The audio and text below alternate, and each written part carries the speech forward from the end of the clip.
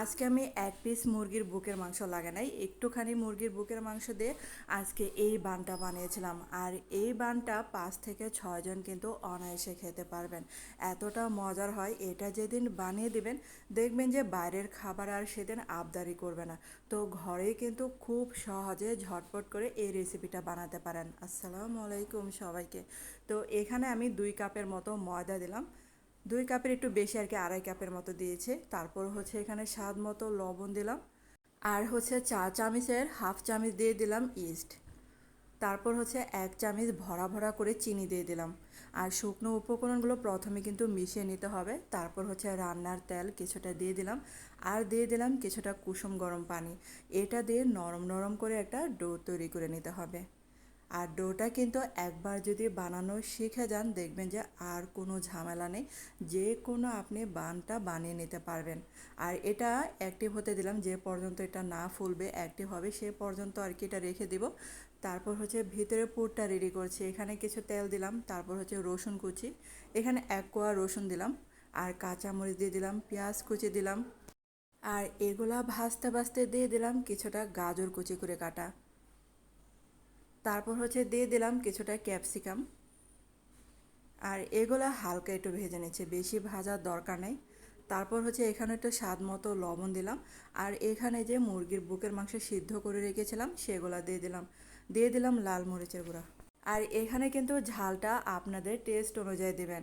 আর এগুলো একটু ভেজে নিচ্ছে। তারপর হচ্ছে কিছুটা টমেটো সস দিয়ে দিলাম, আর এখানে দিয়ে দিলাম চিকেন স্টক, মানে চিকেনটা যে সিদ্ধ করে রেখেছিলাম সেখানে এক্সট্রা পানি ছিল সেটা দিয়ে দিলাম। আর দিয়ে দিলাম অরিগানো।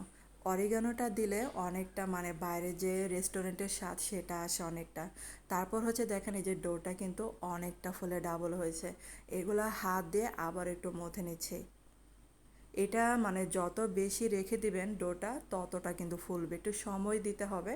আর অনেকে বলেন যে আমি কি ইস্ট ব্যবহার করি, আমি হাতের কাছে যে ইস্টটাই পাই সেটাই আর কি দিয়ে করি। কিন্তু আমি আগে এরকম বুঝতাম না, বলতাম যে কেন ডোটা ফুলে না। তারপর হচ্ছে অনেকক্ষণের জন্য রেখে দিই, তারপর হচ্ছে এই যে ডোটা কিন্তু অনেকটুক ফুলে। আমি এই যে দুপুরে করে রেখে দিই, বিকালে যদি করি তাহলে এই যে অনেকটা সময় পাই, সেই সময়টাই কিন্তু ডোটা ফুলে ডাবল হয়।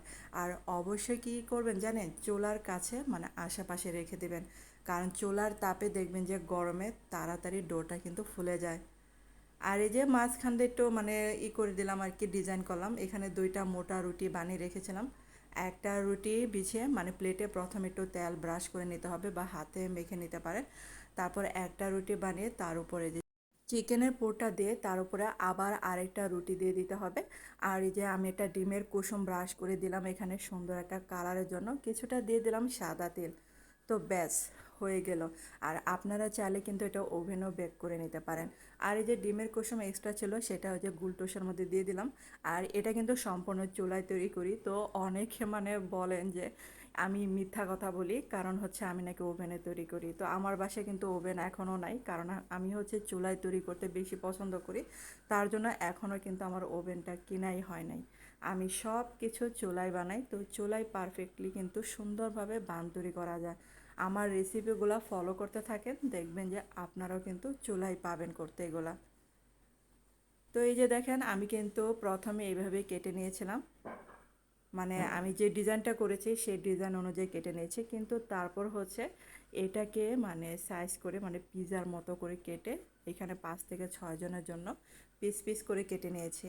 তো আপনারা কিন্তু এই রেসিপি ফলো করে এভাবে বানাতে পারেন।